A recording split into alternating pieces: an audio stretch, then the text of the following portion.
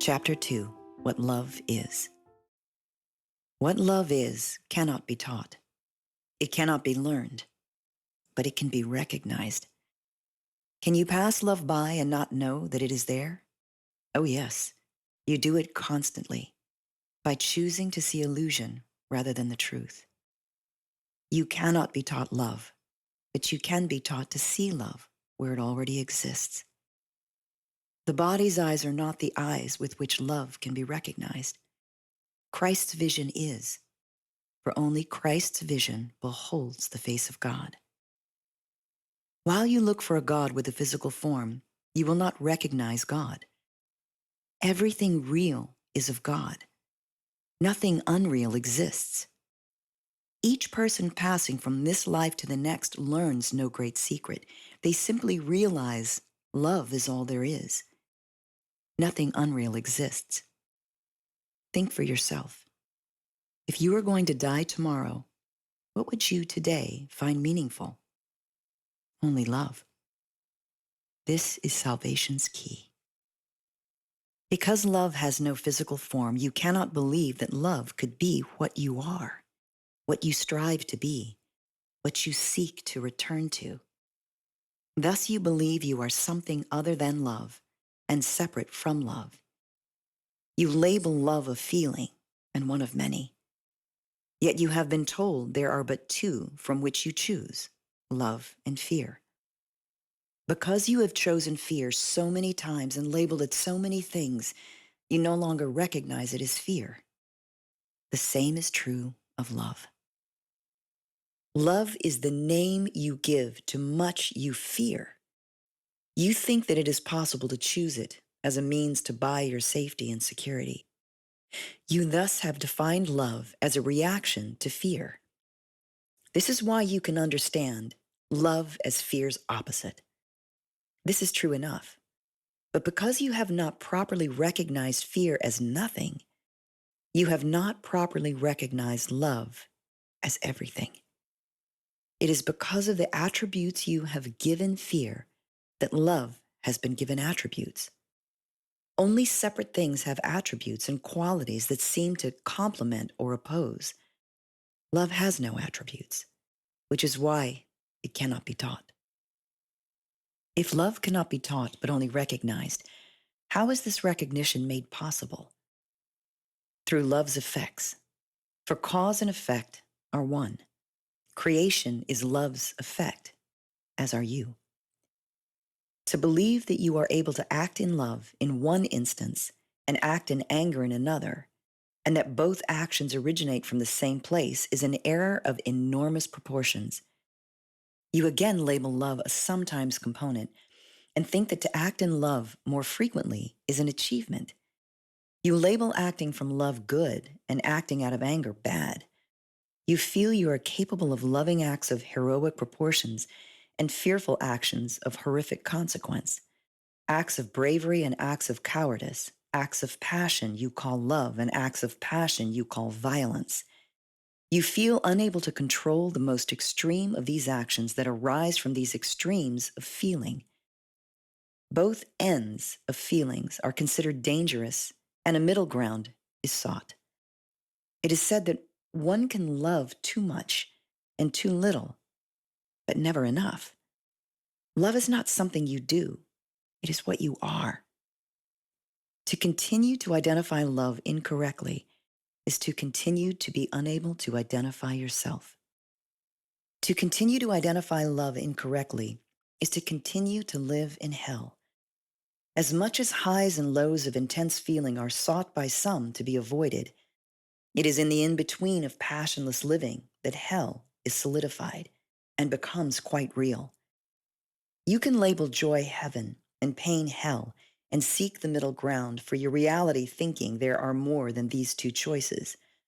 A life of little joy and little pain is seen as a successful life, for a life of joy is seen as nothing more than a daydream.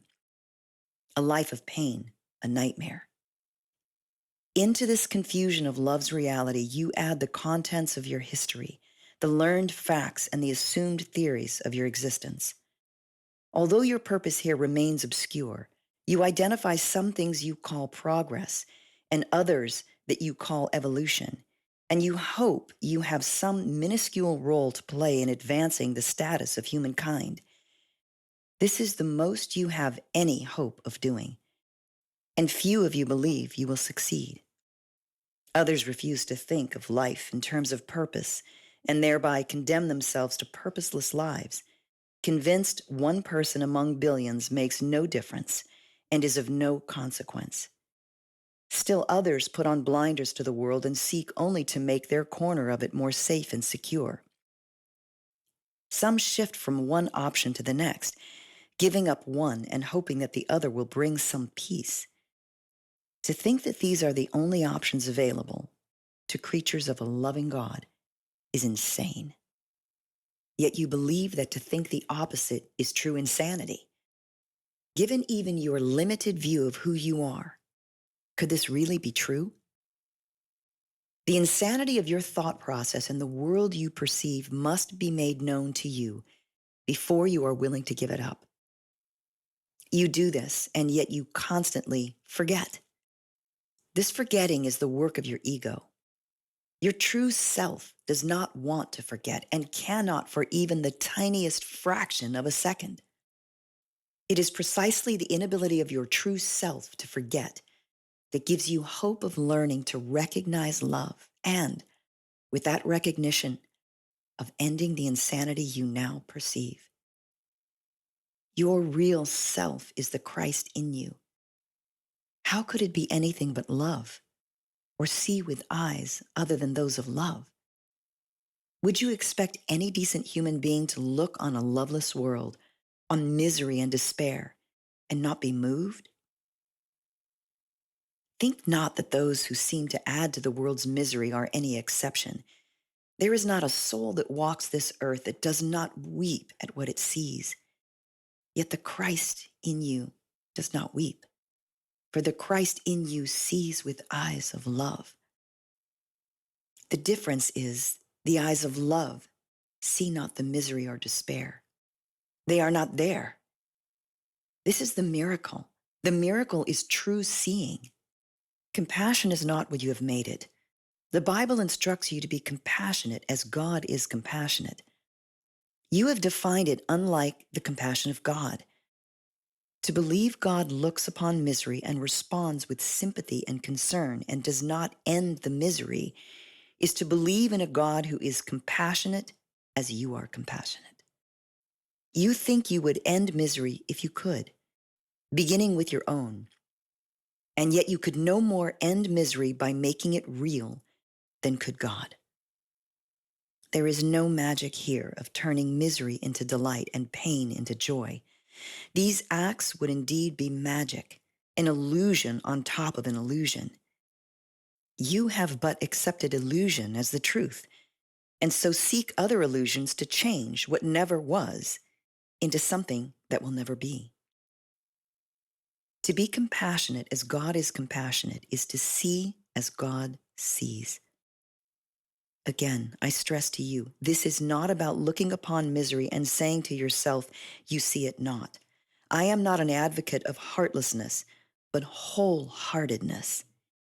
If you believe even the tiniest fraction of what is true, if you but believe you are a small part of God, no bigger than a pinprick of light in a daunting sun, you still cannot believe in the reality of misery and despair. If you do, you believe this is the state of God as well. And if this were true, what hope would there be for misery's end? What light would there be in the universe that could end the darkness? Reverse this thought and see if it makes any more sense than it did before. In this scenario, a benevolent and loving God who has extended his being into the creation of the universe has somehow managed to extend what is not of him, to create what is unlike to his being in every way. Would even you attempt such folly? Would you conceive of the inconceivable? What answer then is left but that you do not see reality for what it is? What benefit is left to you in seeing incorrectly? What risk in attempting to see anew? What would a world without misery be but heaven? Look not to figures from the past to show you the way beyond illusions to the present. Look within to the one in you who knows the way. Christ is within you, and you rest within God. I vowed to never leave you and to never leave you comfortless. The Holy Spirit has brought what comfort you would accept to your troubled mind. Now turn to me to comfort your troubled heart.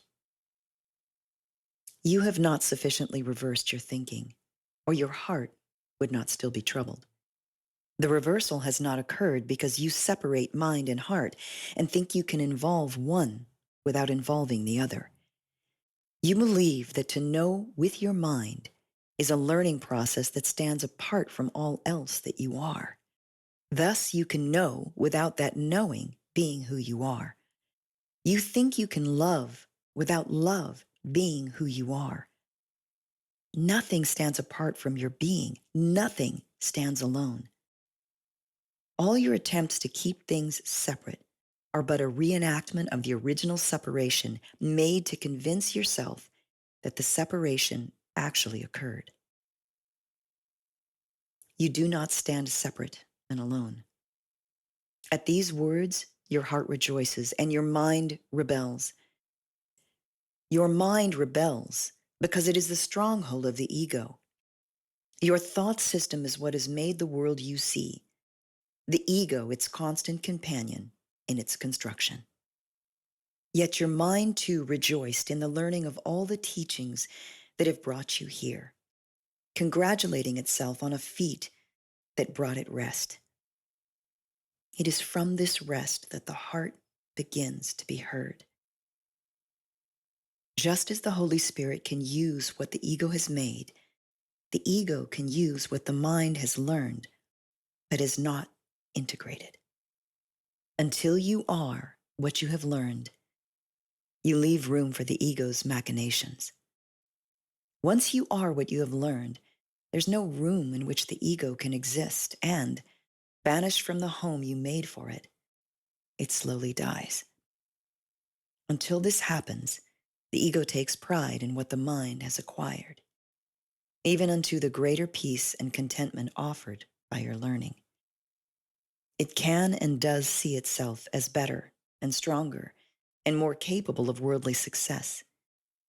It would use all you have learned for its own motivations and pat you on the back for your new abilities. Without your vigilance, it may even seem to have become stronger than before and fiercer in its criticism. It pretends to hold you to new standards, only to use what you have learned to increase your guilt. Thus it wins in daily battles and works for your final abdication, the day that you give up and admit defeat.